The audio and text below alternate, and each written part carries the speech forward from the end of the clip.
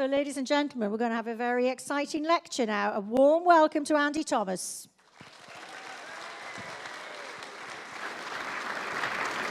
Thank you. Good morning. Good morning. Lovely to see you. Are you all well? Are you going to be well at the other end of this? We'll see. Because we're dealing in a world of post-truth, fake news, Trump and Brexit. Have you noticed that? It's always lumped in now together, isn't it? And in this world of post-truth, fake news, Trump and Brexit, we're often sort of led down certain paths at the moment that it's the kind of thing we've dealt with over the years, but it's particularly, I think, now becoming very obvious that we're having certain things thrown at us. And when the same things keep getting thrown at you, the question to ask is, what is not being looked at? Okay. So what I want to do today is to say, is there a bright light on the horizon here? Is there a silver lining to the current clouds that we are told? Absolutely, you know, we are living in very difficult times and it's all terrible, but is it? Or could it be that it's these very things that are likely to help us move forward? And that's what we're going to look at today, because we live in a very amazing world. I mean, when you think back, when this conference began, right, the internet was barely in existence, and we were still having to phone each other up and use phone boxes. You remember these days? Now, information is instant, it's constant, and I'm not sure that we've yet evolved to be ready for the amount of information that we're now taking on. I think we will do, probably, but whether it will be to our advantage or our disadvantage is a whole other matter. And the result is that when we now get news, it's pinging through your phone, it's coming through the net, it's coming through the TV and the radio. So the post-truth, fake news, Trump and Brexit, after a while, just becomes utterly overwhelming. And it's like, what is this ever going to stop? Now, there are, of course, remedies to this. But it is interesting how the same themes are coming up again and again. Now, partly it's because they are quite big things. And in the end, you wind up like this, of course. But the other thing is, I think that there is an interesting targeting of these certain subjects. And what I want to do today is to see how can we cope with this better. And moreover, right, is there an issue going on here that is not just out there in the wider world, but it's also occurring within maybe our own realms? Let's call the kind of people who are all here today and are probably watching this at some point later on, truth seekers, right? It's quite a good word, for want of a better term. We're all truth seekers in some way, but we can sometimes be guilty of the very things that we point the finger at in the world around us. And I really want to kind of get to the nub of a few things that I haven't really heard spoken about enough today. So, number one, let's look at the art of reaction. Now, have you noticed how everything that we see in the media is trying to get you to react in some way? Now, there's a good illustration of this, right? That is the X factor, which exists around the world now in a number of ways. It is the British X Factor. So the X Factor, if you've never watched it, and I'm sure most of you are aware of it, is where you have singers and, you know, they get auditioned and then they get criticized by the panel and then the crowd, you know, it's a talent show. And in its early days, it was quite fun, to be honest. But something interesting's happened as it's gone on. So you get to a point where just doing the same thing isn't enough anymore. You've got to do more. To get that crowd to react, to keep the viewers tuning in, you've got to crank it all up to another level. So what happens is the audience, more and more are getting whooped up. They are doing stranger and stupider things on the panel, more and more, because you've got to keep people watching. You've got to keep people engaged. And the way that they create this hysteria in the crowds, right, gets to a point where now, if a crowd doesn't go, ah! Right, it's deemed to be a failure in some way. And if you watch it, you'll know what I mean. Everything's cranked up now to full hysteria. And the problem with that is, where do you go? When you're at full hysteria, then what? And that is a problem. And it's a problem in our world as well as the X Factor world. Another quick illustration, Dragon's Den. Now, it's a good program, actually. Right, if you want to know how not to pitch a business idea, watch Dragon's Den. It's very good. But what's happened over the years with Dragon's Den is, again, you can feel they're thinking, we need to do something new now. And it's getting a little bit gimmicky. But the thing that I really notice, and you'll have to watch it to see it, I'm not going to play you an example, is the music. Now, they play music as this goes on. And as a business deal, is kind of in the balance, the doomy music comes in. But it's more and more. If you look back at an old series, even 3 or 4 years ago, there's much less music. Now, it's telegraphing to you every minute what you should be feeling, what you should be thinking. Now, Jason Porthouse, who works in television, says the reason is they don't want you to turn over. They're desperate for you to keep watching this. So they think, right, we've got to keep their attention. We've got to do something, more music, more something, more gimmicks. But again, in the end, where does it go? You're left with nowhere to go. And moreover, here's the really interesting thing. We've been used to this for years, of course. The press have been doing this to us, trying to get you to react for years. And to the point where, of course, you get famous newspaper editors. I can't remember which one it was, but one of them once famously said, if my readers have not spluttered over their cornflakes by 9 o'clock in the morning, I've failed. Now that tells you that they want you to react. Now, whether it's the truth they're using to make you react or just some other gimmick, well, is another matter. So we should be used to this, but it's now cranking up to such a level that actually you lose something pretty crucial. And what you lose is nuance. Now, there's a word for you. Nuance. Ponder that. Roll it round your head, because there's not much room for nuance. And if you can't read at the back, the official definition is a subtle difference or distinction in expression, meaning, and response. And you could add to that, if you want, critical thinking. Nuance, critical thinking about things, not just reacting. Now, what a different world it would be if we were to use a little bit of nuance. Because then you can deal with what you're dealing with. You're not just blindly reacting. And that blind reaction is used, I think, to keep us in a very stupid place, in a very basic place. And that is dangerous, because lest we forget the old equation, when we react, actually often, if you look deep down inside yourself, when you react with or with horror, what are you doing? It's fear. So they're creating fear. And we've talked long about this over the years at this conference.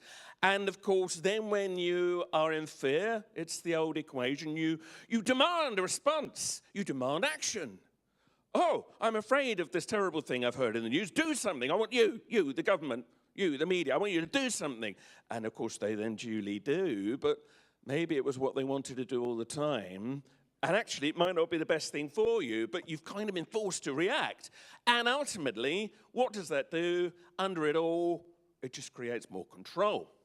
So, that's the old equation. Most of us are probably aware of it, but it's amazing how we can forget this when we get in this bombardment of things like post-truth, fake news, Trump and Brexit. So this is an interesting one. We need, I think, tip number one, you're going to get a few tips as we go through today. Temper our reactions. If you're watching something or you're reading something, before you go, or more, think, okay, hang on a minute, let's just step back from that. Some people say to me, Andy, why don't you do Facebook? I want to know what you think about the big thing that's happened today. And there's a reason why I don't do that. I mean, occasionally put stuff out on Facebook, but not that often, because I like to think about things. And I see a lot of people, often good people, being forced to react, because that's what their readers want, and then they react, but it might not be the right reaction. Sometimes you need to step back and think. Have a little bit of critical thinking, have a little bit of nuance. If you're just being asked to react all the time, you could be in trouble. And that's why I don't really like to do that. And then I save it all up for occasions like this, or maybe an article. So tip number one, temper our reactions. So, chapter 2, post-truth, or rather we're now in the post-truth era. Post-truth. Though this is something we've been hearing an awful lot about. So, in 2016, post-truth was the Oxford Dictionary's word of the year.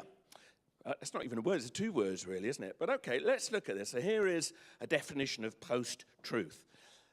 Relating to or denoting circumstances in which objective facts are less influential in shaping public opinion than appeals to emotion and personal belief. Now, that's a reasonably nuanced definition of it, but that's not how it's usually promoted. Post-truth is usually promoted as a world where now we're never told the truth. There is no truth. Politicians don't tell the truth, and it's become standard. Now, I have a bit of an issue with that definition of it, which is the way we generally take it. Because are we honestly saying, right, that before we entered this post-truth era, that we were living in a truth era? Does anybody remember that? How far back do you want to go? I mean, we're told now that nobody believes anything, right? The public no longer believes anything they're told. Right, let's go back to Roman times. I do a lot of reading about history, and I recommend that you do, because then you realize that some of these things we're sold as new ideas really are not. When the Great Fire of Rome occurred in AD 64, right, the Emperor Nero got blamed for starting that fire by a lot of the critical thinkers of the day. And most people, the word was he'd started it because he wanted to build his own palaces, and it was very convenient when Rome burned down. So nobody believed the official story, which was the Christians had done it. Nobody believed that, not really. And if you come through history, you'll find again and again and again, the public does not believe what they are told by the government or by whatever used to pass for mass media. They don't. Actually, the public's quite sensible. They can be led in certain directions, that is true. But often you read back and you think, oh, wow, they didn't live in a truth era either. But now we're being told, no, yeah, but it's post-truth now. And the difference is, here's the difference, right? We now know it. And we admit it, and we don't pretend that it's otherwise. I mean, you know, in the 1600s, for instance, that there was this rumor went round that the Pope was going to assassinate the new King Charles II. This was after the restoration of the monarchy. And a man called Titus Oates was given a platoon, and he went round rounding people up and executing them. And it turned out Titus Oates had made all of this up in the first place. And it was a big expose, and he wound up in the pillory. And it was a massive lie. And it was exposed to be a lie. So here's another old era where not a lot of truth, really. I mean, where do you want to go? In the 1960s, the Gulf of Tonkin incident is said to have started the Vietnam War, except for it's now admitted it never really happened. A North Vietnamese communist fleet was thought to have attacked the American fleet, but it turned out to be sonar error. There was a minor skirmish, but it got built up into this massive thing that was used to trigger the whole Vietnam War. And now it's admitted it never really happened, or at least nowhere near like as we were told. So not much truth in that era too. 9/11. Well, we got told the truth there, didn't we? Yeah? No? Oh. Well, maybe that's why now over 50% of the world's population doesn't believe the official story. So, right, let's not kid ourselves. When we keep seeing things like this on the shelves, we're now in the post-truth era, right? We were never in a pre-post-truth era. The difference is we now are all willing to talk about it. Now, that's a good thing. I'm not saying that's not a good thing, but it's a kind of a brainwash to make you think that once upon a time we lived in a land of truth. Well, we never did. And maybe one day we will, but the sad truth is we never did.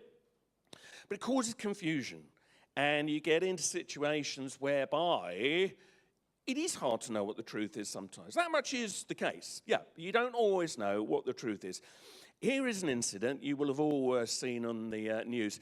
The gas attack in Syria earlier this year. So Assad was said to have done this gas attack. Here is a photograph of the actual explosion. And, I mean, because immediately there were questions. Why would he do that? Did he really do that? Did the Russians help him do it? And it was very terrible. Something happened, it would seem. Children, suffered, and it was very terrible. However, There is another school of thinking that we will address later in this talk that says this never even happened at all. Now, this is an interesting way. You want to talk about post-truth. This increasing thing, especially in the truth seeker world, that rather than something having been misrepresented, it never actually happened, is becoming something of a sort of a recurring feature. We're going to talk about that in a minute. And I mean with this, because some people say, well, if it was sarin gas, how is it that we see men walking around without face masks who shouldn't be able to do that in the immediate aftermath of a gas attack? Others say, oh, well, you would if you gave it an hour or whatever, and so on and so on. But that's not for me to decide. Did it happen? Did it not happen? I don't know. But this is what I want to talk about. So President Trump, we'll talk about him in a minute, decides he's going to take action. He's going to make America strong on the world stage. So, in the wake of this gas attack, which had not yet been proven to have been carried out by Assad, but it was decided that it had been, he launches a missile attack, and a lot of cruise missiles get used, each one probably the price of a hospital, or whatever. So, here's the interesting thing. They fired them at the base from which it was said this gas attack had taken place or been launched from. So we've been shown photographs of some of the aircraft that were destroyed in the hangars at this base. So this really struck a blow. This was the American Eagle striking a blow against the Russian Bear, because, of course, the Russians are supplying and supporting the Syrians. Well, of course, the West would never do that with any country, would they? So this was a useful propaganda exercise because, of course, with all the accusations that Trump and Putin and, had all these things, which is still going on now, did they or didn't they? We don't know. But the accusation was that Trump had been working with the Russians. This, of course, then was quite helpful in showing, well, no, I'm not. I'm not for the Russians. However, here's a really interesting thing. Now, I don't know whether any of you noticed this at the time. Here is an aerial photograph of the runways at this base after the Americans bombed it. Now, can anybody see what is wrong with this picture? But what's wrong with this picture? No damage. There's no damage to the runway. You're absolutely right. The runway, right, they said they wanted to destroy it so that no more gas attacks could be launched. Funnily enough, all those cruise missiles, 39, whatever they were, all missed the runway. Yeah, they got a few of the hangars. Yep. What does that tell you? Right, we're always being told how good modern military technology is. What does this tell you? It tells you loud and clear they had no intention of destroying that runway. It was theater, absolute theater. And there's a lot of theater going on. And it was good theater because, of course, because of the Trump and Putin thing, it then made it look like, well, no, of course we're not working with the Russians. Is it beyond the realm of possibility that Putin and Trump had a little phone call and said, look, okay, we need to do something. You come and attack this base, but don't actually blow it up, just a few side buildings. And then it'll look like we're enemies again, and then you'll be all right. You'll be let off the hook. Because the new Cold War, the media especially, seem to really want it. It's a difficult one, isn't it? I mean, you don't want, your president in cahoots with another country. But on the other hand, you don't want to be at war with them either, do you? The media seems happier in a war situation. Funny one, that. So there's not a lot of truth going on here, and this is theatre. Absolutely, they did not give us the whole picture as to what was going on here.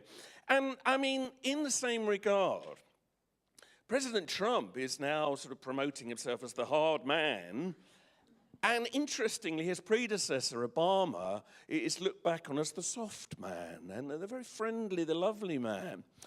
Well, I mean, as some of you may know, President Obama sanctioned more drone attacks and assassinations in the Middle East, I think, than George W. Bush did. But you don't think that, do you? That's not how it is sold to you. So now it's sold, oh, the lovely days of the Obama days. Nothing horrible happened then, did it? And by, comparison, of course, Trump is seen as the hard man. Now, listen. You're all going to have your views on President Trump. There is no point in me raking through the goods and the bads of Donald Trump. You've got your own views. Is he the finest example of a human being? Probably not. Is he the worst example? No, probably not. It's Potentially a dangerous president to have. He's very, I think, unpredictable, although you could argue that makes him more powerful because nobody knows what he's going to do. But where I do have a concern is this, right? Whatever your views on Donald Trump, in the run-up to the election and indeed after, even when it won, the press coverage, especially in America and Britain, was nearly, overwhelmingly, nearly all negative. And I mean very negative. And okay, you want the press to be able to have an opinion, and we may feel the same. We may feel that he was a clown, that he was a nightmare, and still is. And maybe he is, maybe he isn't, I don't know. However, now, Helen and I, we spent some time in America last year, and we talked to a lot of people, just on the cruise that you heard about earlier, but also just chatting in bars and restaurants. What do you think, Donald Trump or Hillary? Because that's what it was building up to. And what we picked up from a lot of people was, well, actually Trump, because he's more likely to make a difference. They felt that America had been in the doldrums. They didn't really trust Hillary, and it wasn't clear-cut. But there was a reason why some people voted for Donald Trump. All of that has been ignored by the media. Again, it's just hardcore reaction. You've got to react. You've got to hate him or you've got to love him. There's no nuance, nothing in the middle. And some of the other big culprits in this kind of attitude were the comedians. I am sick and tired of comedians on the radio telling me that if I think differently from their intelligentsia, kind of very academic comedy point of view, that I am wrong in my thinking because they want to make fun of it. This goes on a lot. They have a set, narrow view of what is real and what is right. Anything outside of that is a target for satire. Now, I'm not saying they're never, ever funny. I mean, over here, we got particularly the Now Show on the radio, the News Quiz, one of the prime offenders. Saturday Night Live in America. I'm not saying it's not funny. Sometimes it's very funny. But an absolute blanket dismissal that anything good could come of these times. And I'm going to talk about comedians again soon, because there's one other point I'd like to make there. But in other words, hang on a minute. As far as I can see, unless you believe the Russians completely fixed it, what happened in America was a democratic process. I mean, it might not be a perfect democratic process. Does it need reform? Probably, yes. But the fact is, Donald Trump won. And nobody in the mainstream media seems to want to acknowledge that, and therefore they are still insulting around 50% of the American electorate. Is that right? Because the people we spoke to weren't all stupid. They had reasons why they thought, and it might not be perfect, but that a Trump presidency might be better than a Hillary Clinton presidency. And that nuance is now all being forgotten. And it's written off as populism. There's a word for you for these times. So this is all just populism. Here is an official definition of populism. An ideology that considers society to be ultimately separated into two homogeneous and antagonistic groups, the pure people versus the corrupt elite, and which argues that politics should be an expression of the volonté générale, general will of the people. Or in other words, democracy. That what people want and most vote for, they get. I thought that was how it was meant to work, no? But apparently, no, this is populism. If you actually vote for who you want, you've gone wrong. You've not listened to the intelligentsia. And this really annoys me. It doesn't mean, now don't get me wrong, I want you to not misunderstand me. Do I think Donald Trump's the best guy in the world? No, but it is democracy. He is the president. And if you stop respecting the democratic process, what have you got left? Not a lot. Okay, and we'll address British politics in a minute.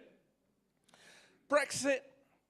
Last year, I gave a whole talk about why Brexit occurred and why it probably had to occur. If you didn't see it, Google it. Andy Thomas, Brexit. It's on YouTube. I'm not going to go all over that again. But what I will say is this. Here we are in a process of Brexit. I think it will happen, despite all the people like Tony Blair wanting a second referendum. I have to say, the minute Tony Blair wants something, I want the opposite. But there we go. However, again, it's seen all the reasons why people forgot, or rather, all the reasons why people voted for Brexit, it's been forgotten. And the media likes to forget it. I saw a photograph in the press recently, which I really rather liked. Somebody photographed this cloud recently. Now, is it a fake picture? I don't know, but it doesn't matter. I quite like it. It sums it up. Britain kind of half-formed, floating around, not quite sure what it's doing, where it's going. Whereas I think we should be at this crucial stage in our history solidifying a bit. Because nobody on either side, on either the Remain side or the Leave side, seems to have any sense of vision. We're just floating along, stumbling forward. Now, what we're trying to do at the moment is a massive thing. It was never going to be easy. Absolutely, it was not going to be easy. However, we need a visionary right now. I see no visionary on either side of the argument, right? Even if you don't want Brexit, nonetheless, okay, let's try and make a smooth process. And if you do want it, for Christ's sake, somebody tell us what you really want. And it might not be achievable, but visionaries, we're very, very lacking in visionaries. However, the worst thing is we're told, well, it only happened because of populism, democracy, and it's now promoted largely as the morons, not having thought it through, voting for it, and racism as well. We're essentially a racist country. Well, I have to tell you, that is not my memory of it. A lot of the people that I met in the run-up to the referendum just wanted more freedom. They were unhappy with the bureaucracy of the EU. They felt it was corrupt. They wanted freedom. And you can agree or disagree. Maybe you think they're naive, but that was something I do not hear reflected anymore. All that nuance as to why people voted the way they did is gone, just completely gone. And the media is appalling in the way they're treating this. So much for Brexit. At the end of the day, post-truth is a myth, right? I think we've established that now. We're not in a post-truth era. We're just in another era, except for we all are now willing to say we never get told the truth. Jolly good. However, there is another thing that is coming with this. Fake news. Let's talk about fake news, because there's never been fake news ever before, has there? This is a new thing. The fake news invasion. We've been invaded by fake news, because all the news before was true and correct. And now there's so much fake news. Right, let's look at fake news.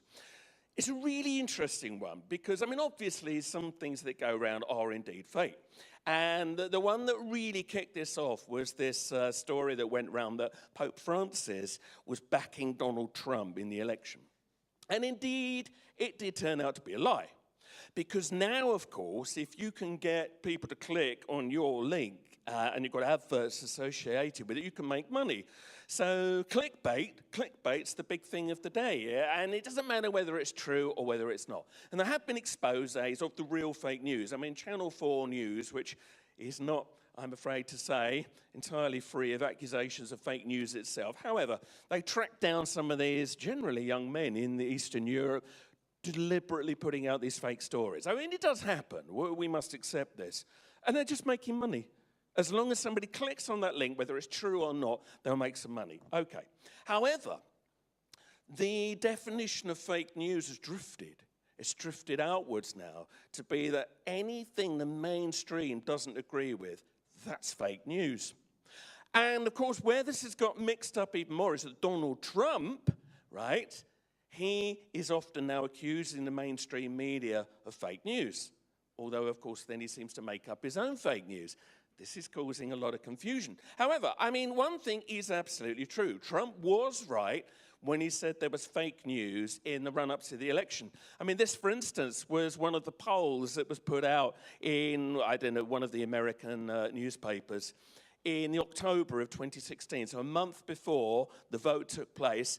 It gave Hillary Clinton 98.4 lead in the polls and Trump 1.3. Now, we all know that opinion polls are not reliable.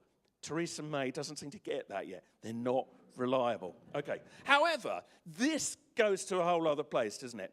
I think that is fake news. They must have known this could not be a correct poll. And he was right, I think, to point this out. It was a way to get you to vote Hillary, basically. Although I think, actually, it might have had the opposite effect. So, is there fake news? In that regard, yes. But let's come closer to home. The truth-seeking world is very keen to be listened to. And that's fair enough, because it doesn't get much of a hearing in the mainstream media. There was an interesting thing. When the Charlie Hebdo attack occurred in Paris a couple of years ago, Of course, there were immediately conspiracy theories about it. Some people thought some of the things looked a bit weird. There were anomalies. Had this really happened as we've been told? More on that in a minute. And somebody put together a website that looked exactly like the BBC website that carried all the conspiracy theories about the Charlie Hebdo attack. So you thought you were going onto the BBC and you weren't. You were really seeing a conspiracy website. Now, we've got to understand why somebody might do that, because they want this to be listened to. But that was possibly the wrong thing to do, because, of course, then it was exposed, funnily enough, and then it looked bad. But this business of questioning terrible events is getting to an interesting place. There is now a belief that many of the terror attacks around the world don't actually happen at all. Like we just discussed with Syria. Some people say the gas attack never even happened. Let's come closer to home. There are a lot of people on the internet that now immediately they see any terror attack, because they're so used to being misled by the mainstream media, they think, well, I'm not sure I believe this story. And it's because, again, right, there's not enough critical thinking maybe or nuance going on here. So they say, hang on a minute. I'm sure that person in this attack here looks a bit like that person in that other attack there, and that one there. As it says here, is this the same girl at all three massacres? Clearly not when you look, but similar, because you pick out a crowd of people. You're always going to find certain similar faces. However, people will go onto the internet and say, ha, well, look, they're actors. The same actors keep turning up again and again at all these sites to make you think there's been a terror attack. Now, I am very open-minded here. Have there ever been attacks that have been faked? Yes. Right? I mean, we won't get into the whole 9/11 thing here, although I have one thing to say about that in a minute. But are there places where people pretend to be victims of things? Yes. Let me show you this. We're going to show you a very short video here. It's in Baghdad, last year, 2016. What's going to happen is that car's going to blow up in a minute. There's nobody in it, right? It was planted, and if you see the longer video, you'll find it on YouTube. You see a van comes along, they obviously plant the bomb, they drive away. Now, you're going to see the car blow up, and what I want you to look carefully at is what then happens, okay? Watch very carefully. Here we go. So, 5, 4, 3, 2, 1, bang. Now watch. Watch what happens.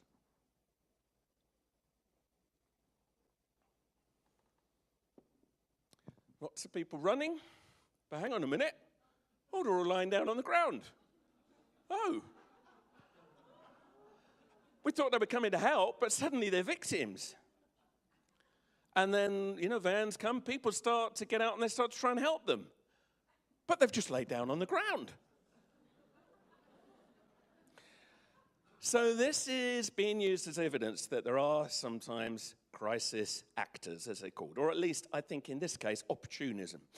In Baghdad, they're living in a very difficult situation. You've got factions, Sunnis, Shias, all kinds of factions. It's probably in their interest for people to think lots of people were injured by this bomb. Then they get more attention, then they get more sympathy. So let's just, remind ourselves, what did we just see in that video? A car exploded, people ran towards it afterwards and lay down on the ground and appeared to be injured. So could it be that this happens more than we know? Well, maybe.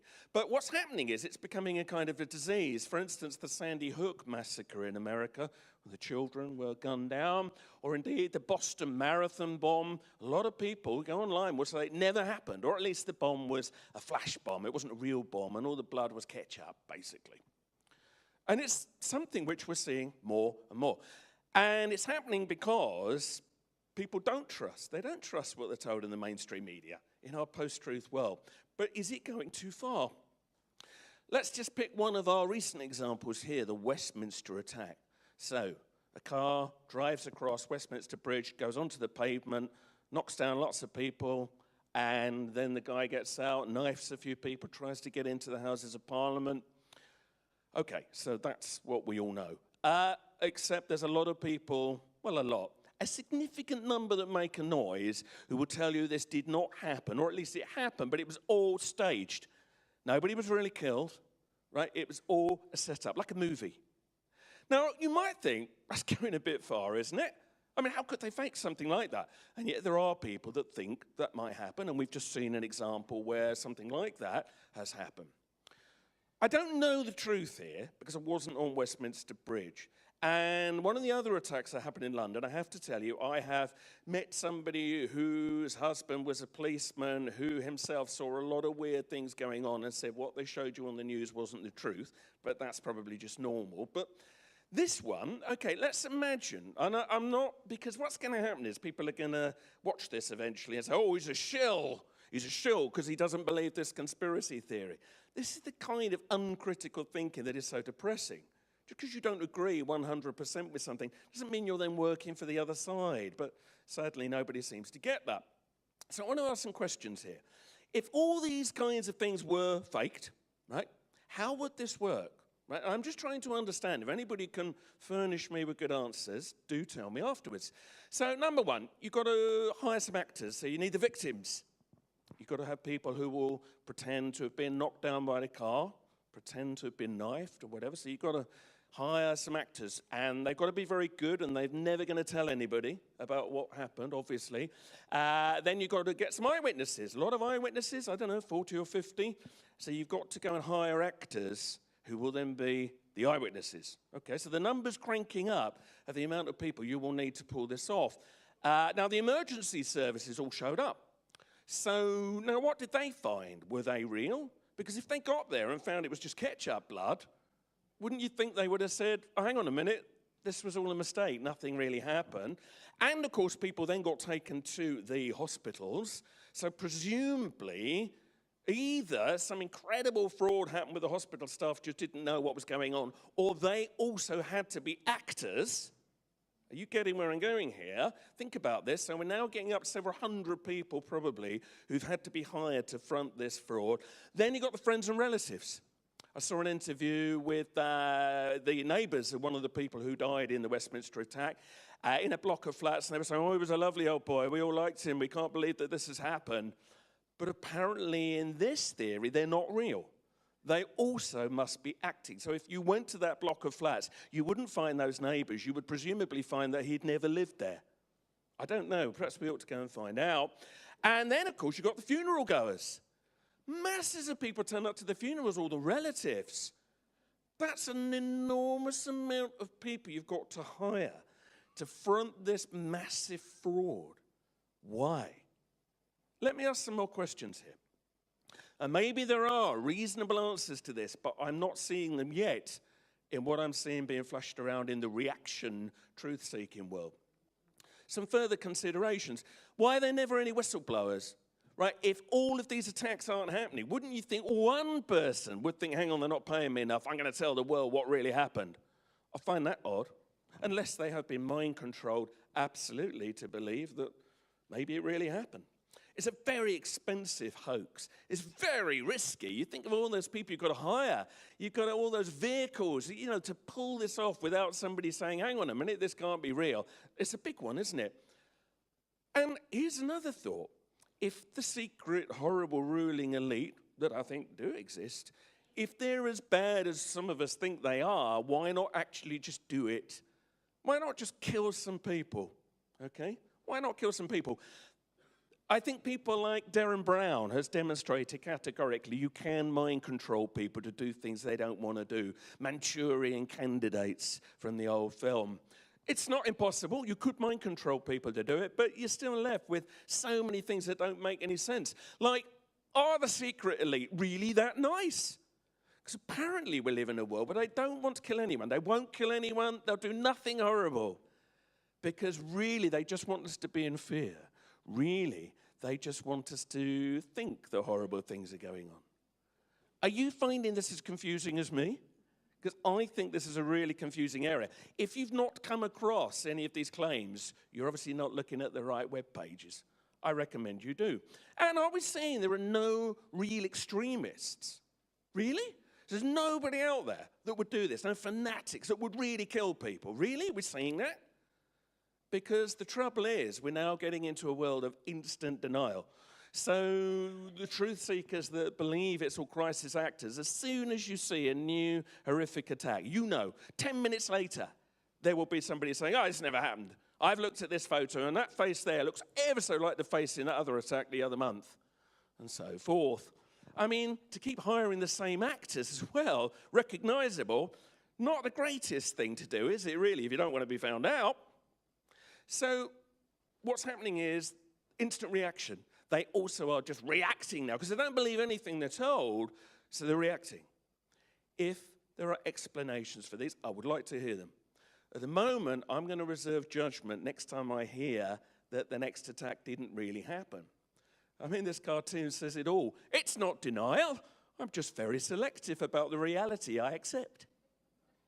It's becoming a problem because, of course, there are real issues to be considered.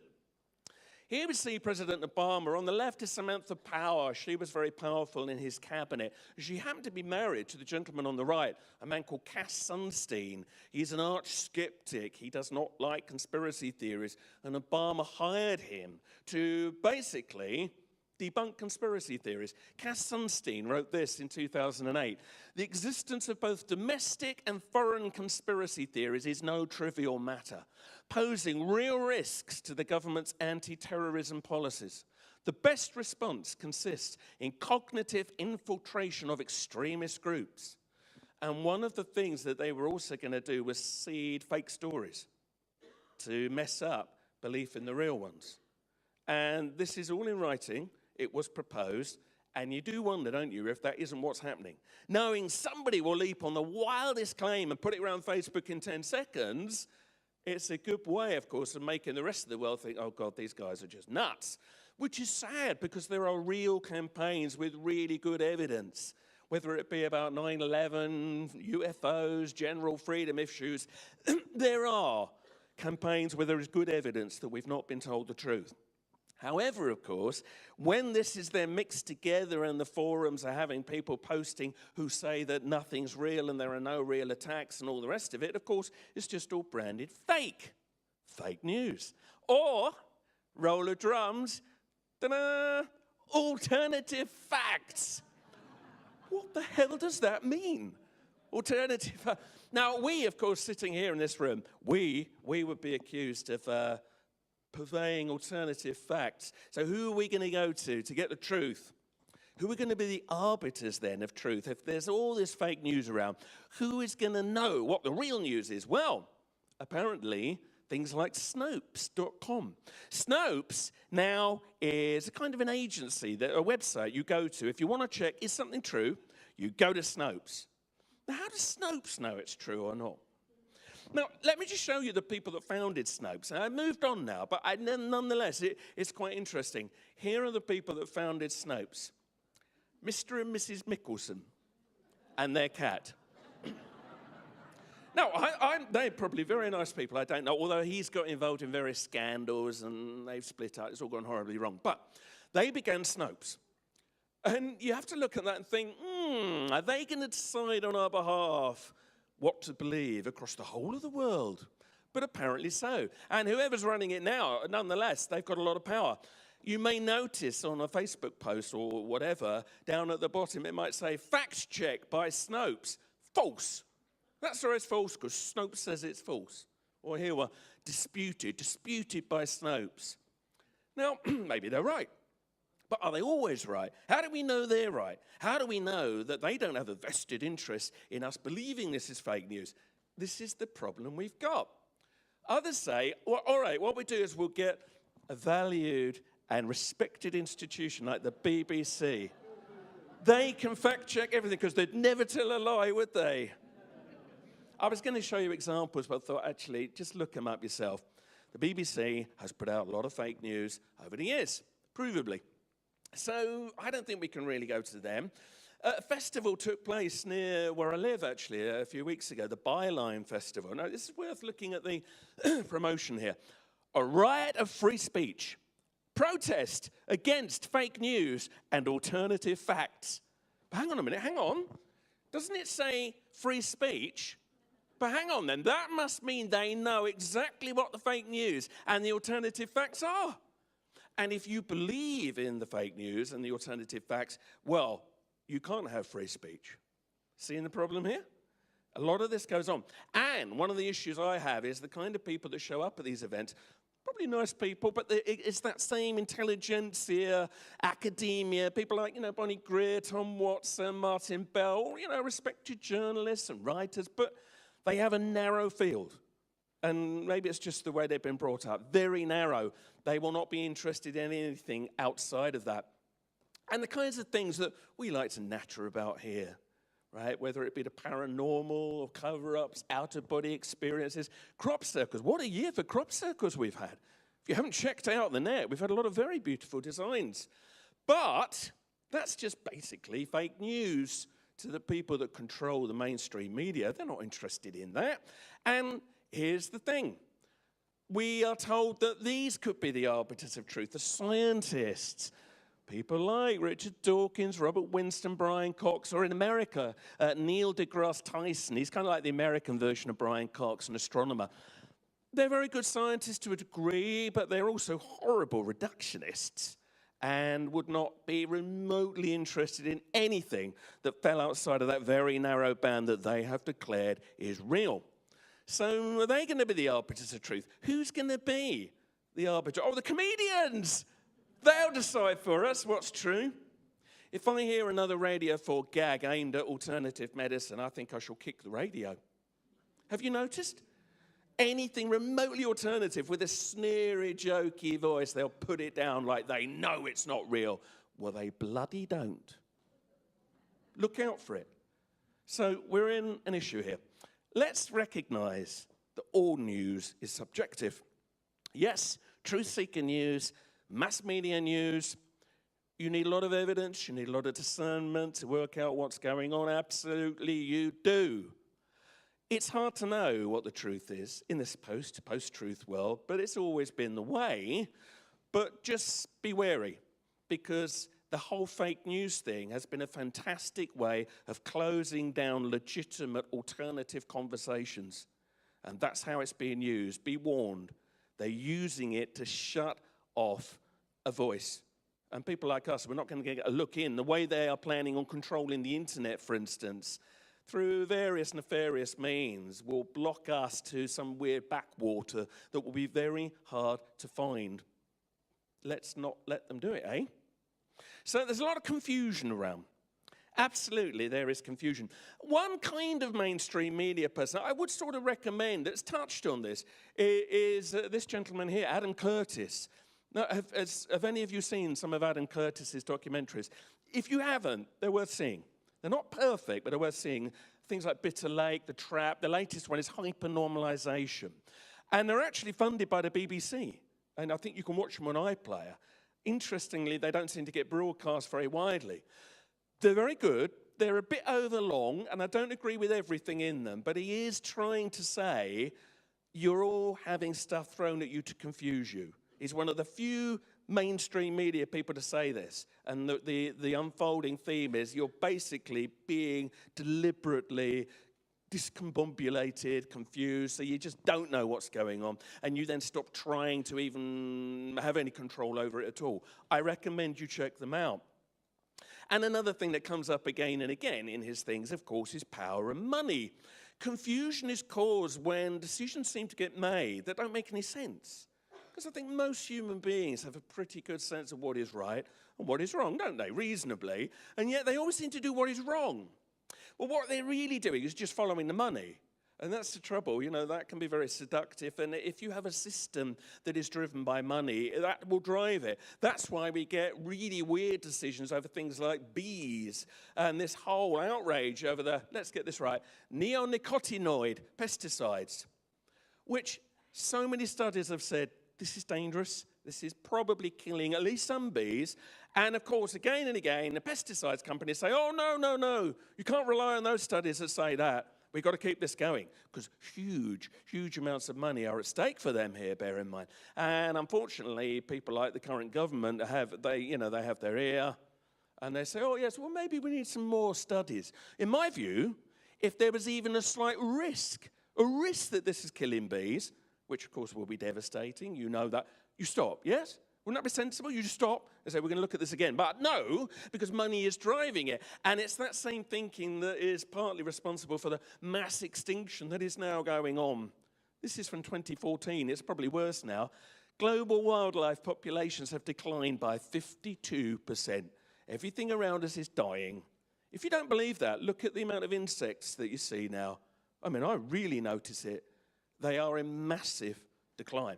And it's not necessarily because anybody wants them to be, but again, you've got to build houses, you've got to build chemical factories, industrial units, and it doesn't make money. Wildlife doesn't make money, so I'm afraid it gets neglected. And some people out there killing the wildlife in places like where you get poaching and killing the rhinos, to some degrees, they're just trying to survive. They know how much money they'll make from that bit of rhino. Do they want to wipe out all the rhinos? Probably not, but they'll probably keep going until they are all wiped out because they're just trying to exist. But then people at the top who've got loads of money, they still don't stop when they could. So this is what causes confusion. And the whole Grenfell fire thing, now that's exposed a massive thing about money and what priorities are. So the terrible fire, it was like lifting a stone, wasn't it? And seeing what was going on underneath, this kind of underclass of people you just don't generally hear about. And we're not going to go through who did or didn't cause this because you're all going to have your own views on this. But I would say this. I was in London, actually, when one of the protests came by. The reaction to it has not been very nuanced on either side. Now, those involved, of course, they've got every reasons to be outraged. Saying the Tories have blood on their hands, but ignoring all the former Labour councils who were also involved in the way those buildings were made is probably not very nuanced, okay? It's a collective issue, and we've all allowed this to happen, where terrible things happen, but we don't care because we don't have to see those people very often. I like to think this might create a little bit of rebalancing here.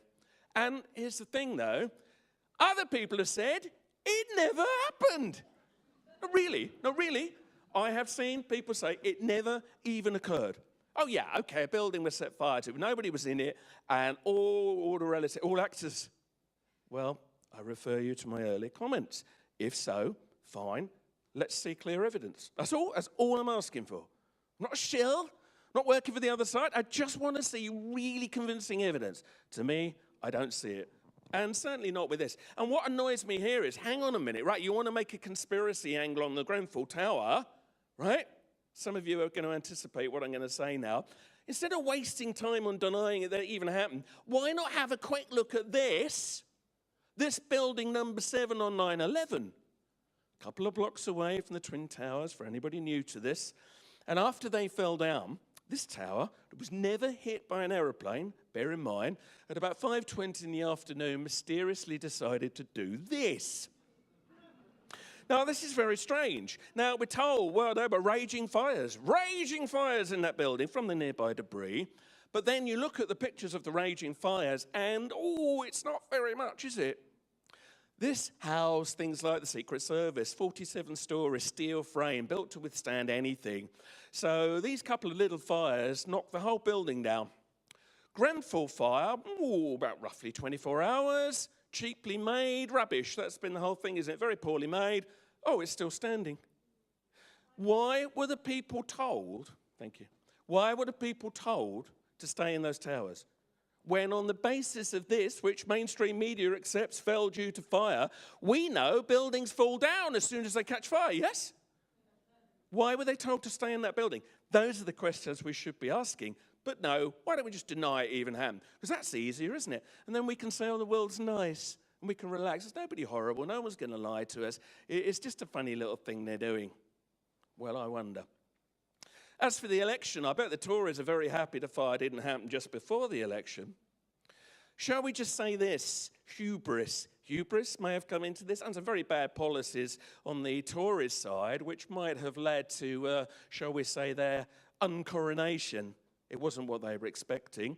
In terms of Jeremy Corbyn, he came out very well from this, because I like Jeremy Corbyn. A lot of people do.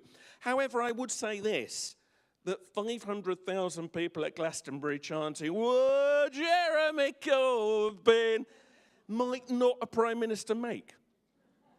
Bear in mind, Corbyn got less votes than Neil Kinnock did in one of the years that was said to be one of Labour's nadirs. But because he did better than we were expecting, it seems like a great victory.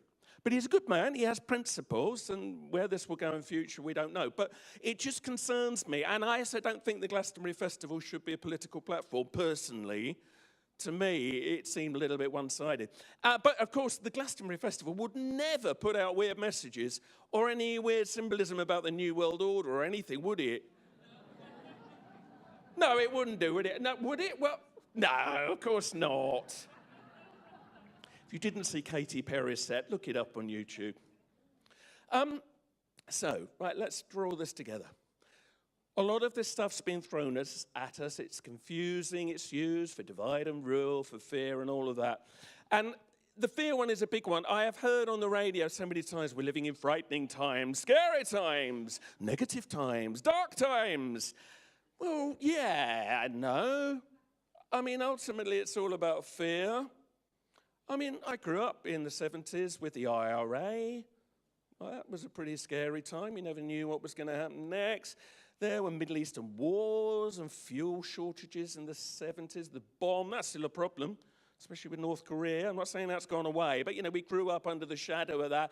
The Blitz, I mean, how far back you want to go? I can see lots of times, whether you want to go back to, Gin Lane and the Black Death or whatever, where I think they were probably more horrible than they are now. But we're told again and again, oh, these are the dark times. Oh, come on. Some thoughts. What can we do? If you think you can do something about this, do it. We had somebody post on our Facebook yesterday saying, well, you're all here just talking about it. What are you doing? Okay, it's a reasonable question. But a lot of people who come to this conference, they are doing something, actually. And you might not know that because you're all sitting here at the moment. But you might be doing lots of things when you're not here. You should be, if you're not. If we can do something, do something. Go and do it. But the danger is you then take on too much and you just get overloaded. Avoid the overload. If you can't deal with all this stuff flooding in, all right, turn the telly off, turn the radio off, stop the news tweets on your phone. You don't have to have it. You're kind of trained to think you do. Anyway, is it even our business? I mean, if Nigella is a zombie, I mean, that's very sad, but what am I going to do about it? It's not my business, is it? Let's get our priorities right here. We need to simplify. Let's simplify because it feels absolutely like overload at the moment. So you don't need to do that, right? You're not obliged to. And we need to transform ourselves. The old one, if you don't like what's going on around you, the only way change begins is by changing yourself. And that's when you get a kind of an alchemy. So in the world of alchemy, as some of you will know, you have various processes where you are put to the flame, you're dissolved in liquid, solutio, calcinatio, because that's the only way you get the gold. You have to go through processes of completely dissolving, breaking down before you can build up again. And I think that's what's going on now. A thing that I've talked about before, and I will talk about it again, is that don't forget there are bigger events going on. Some people think there are cosmic things, waves, cycles that we have not lived through before. The Earth is currently having an interesting time. The sun, which has broken records over the last 35 years for all kinds of activities, gone very quiet. The heliosphere is shrinking, which means it lets in more cosmic rays. And a lot of alternative scientists think this is changing us. It affects the environment too. It is rewriting us. And that we may be, right now, at the dawn of the next stage of evolution. All the old 2012 prophecies and all of that, to me, I see it happening. And everything that's going on now that feels dark and negative and frightening, to me, it's the alchemical process. If you don't go through that, how are you going to get the gold? Because I think a lot of people were hoping for some instant enlightenment. We now know that it wasn't going to happen like that. But what's happening now, it is enlightenment if you deal with it right. And you don't give in to the fear. And what you say is, I accept that there are difficult things going on. I accept that I will not know the truth of it. But I will find a truth inside myself as to how I deal with it. If we all do that, the world is going to be a much happier place. However, of course, don't worry, because everything I've just told you is all fake. Ladies and gentlemen, thank you very much. Thank you, Andy Thomas. Thank you very much indeed.